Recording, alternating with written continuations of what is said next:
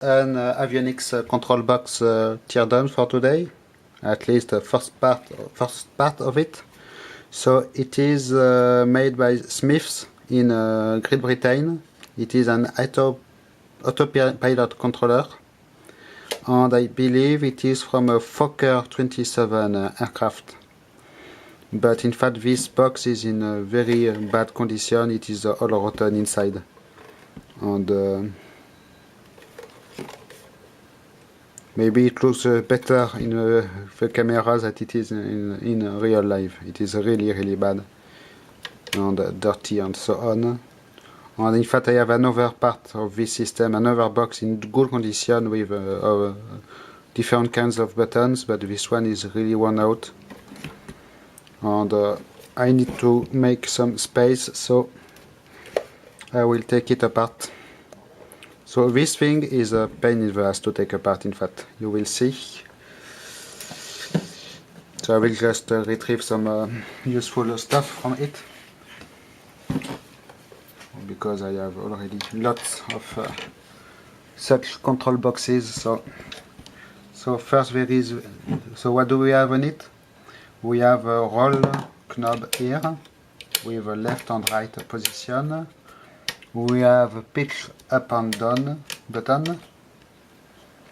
We have switches for roll and pitch, in and out, and autopilot and damping momentary switches. You can see there are one white and one black side. So made by Smiths. Here is the information for you. It is a SEP6 autopilot controller. Serial number 1214, made in Great Britain. Here at the back you have just two plugs.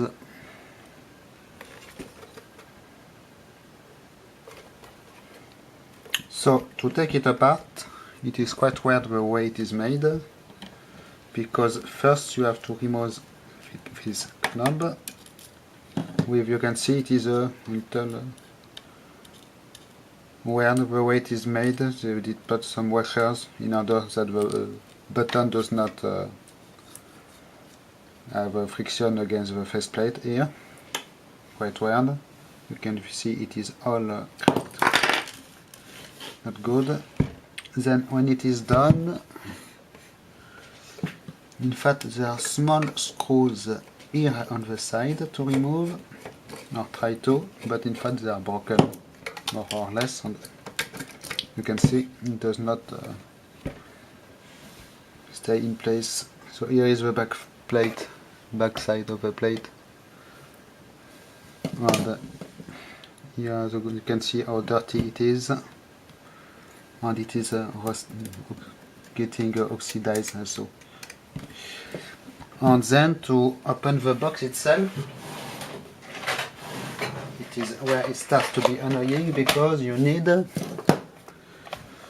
remove these small bolts, which are 5mm bolts.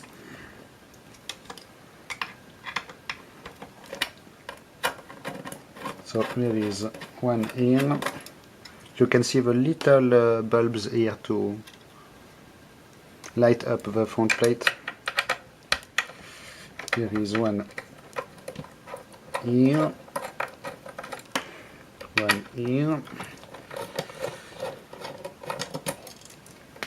and one screw here with provision for a factory seal, it seems.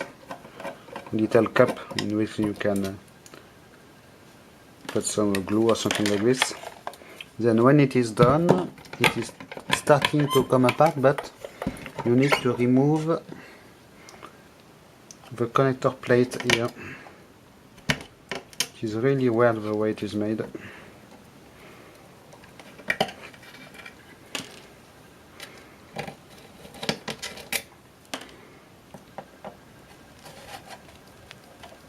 I don't think these screws are all original ones. The original UK screws usually like this one here, they have a little recess in the middle, you can see. I do not know why.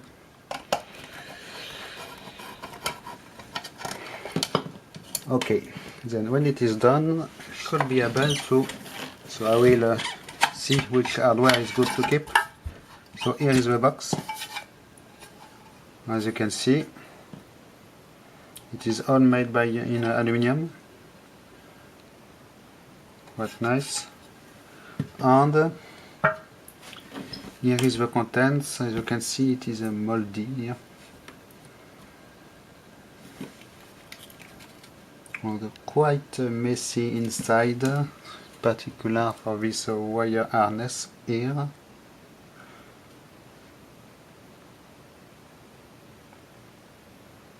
I do not know how to take this apart without cutting the wires. So you have here some motor, it seems, not sure. Synchro transmitter here. You can see the nice brass parts. The big switches here with nice aluminium bodies. And at the rear here we have two small buttons.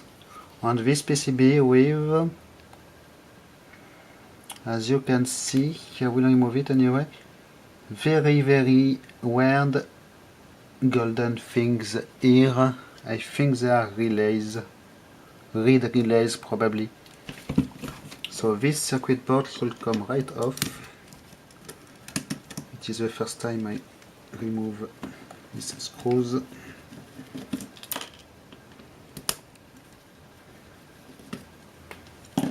Because there is a plug here. Yes, so it comes right off.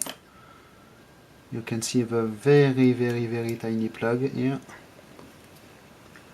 And some burn marks behind these resistors, and here also. So we have a better view onto the innards of the thing. You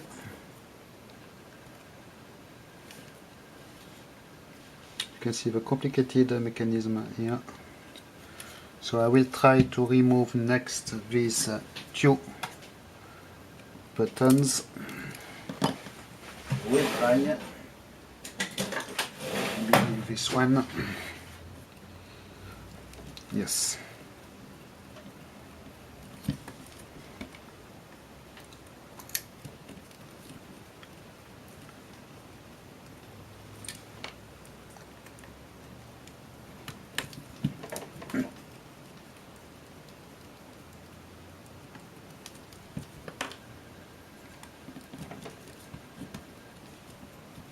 So you can see the wire harness, by the way. They are held in place with small cloths, bits of cloths, not zip ties, not wax wire, wax cord, but a small cloth band, all handmade obviously. I have no date code for this thing, must be 70s. Early 70s, I would say.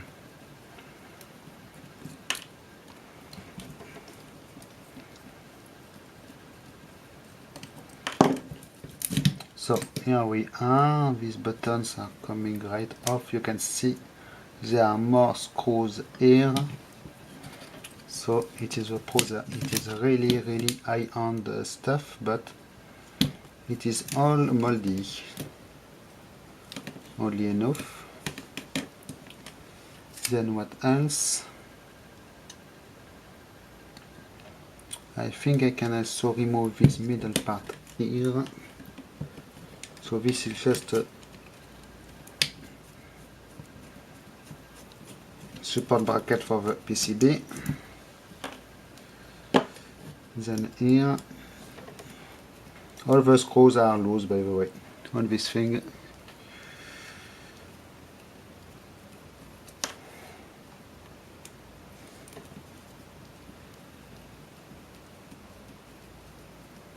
So I think I can finish pretty fast, pretty quickly to take this apart. one more bracket for the PCB.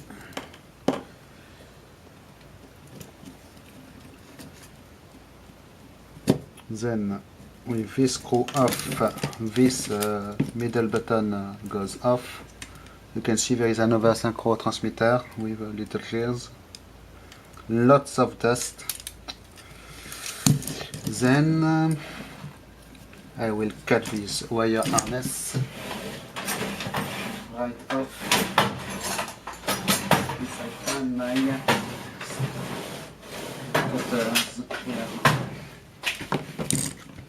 So here you have 4 more screws here.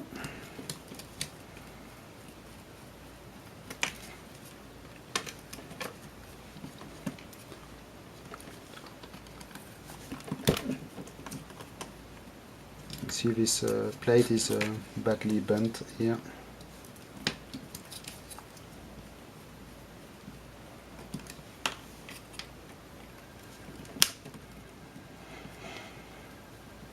Here we are. So this should come right off, I think. Why not? It is weird. Did I miss something? It is just stuck in place by the dust on the crap. So if I cut these wires here, you can see the small bulb holder. So just here, here, here, and here. So here is the rear side of the front plate. Not sure there is anything I can reuse from it. The bulbs are blown out. The buttons here are very, very old. And here,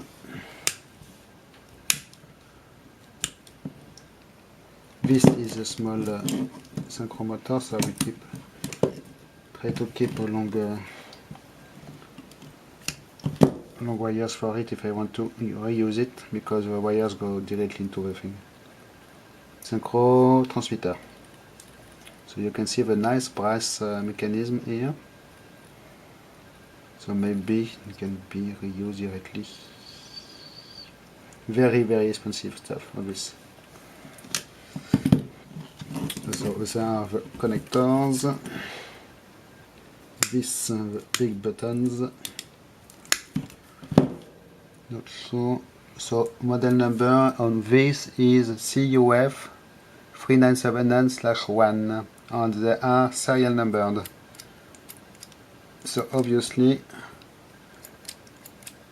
very expensive stuff at that time. The other one here, same thing. So oddly enough, they have the same serial number and same model number.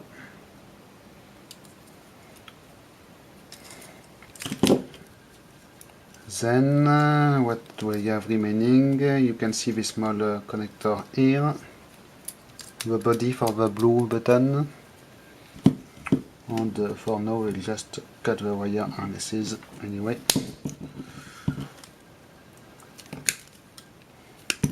So here is the rear side of the connectors. They are soldered, so it is possible to salvage them.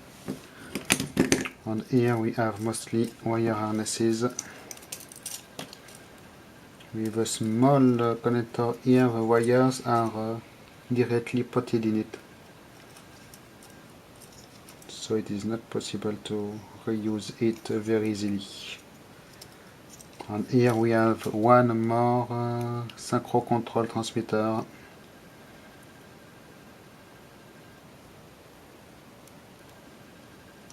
In fact, this serial number here is the same as the serial number here, and the same as the serial number here.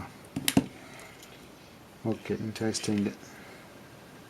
And maybe here also we have a serial number? No. So I think it is all for now. If I find anything interesting in this, maybe I will do a follow-up video.